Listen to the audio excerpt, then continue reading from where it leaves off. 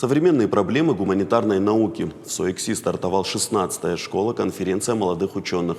Ведущие специалисты России и Ирана проведут лекции и мастер-классы по этнологии, истории, фольклору, языкознанию и политологии Кавказа. Участники, студенты Северной Осетии, Кабардино-Балкарии и Чеченской Республики, представят свои научные работы. Конференция проходит в рамках госпрограммы «Национальное культурное развитие стинского народа» и продлится всю неделю. Это подготовка научных кадров для себя, для научных учреждений.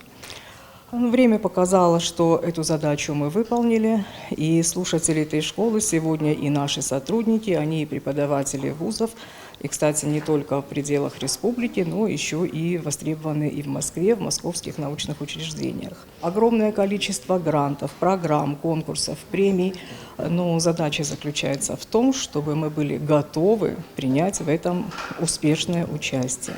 Сама программа насыщена культурными мероприятиями. Например, когда я был в позапрошлом году, я хорошо запомнил, нас отвезли в Дигару, село Галиат. Очень много легенд, много чего осталось. И вообще место такое приятное.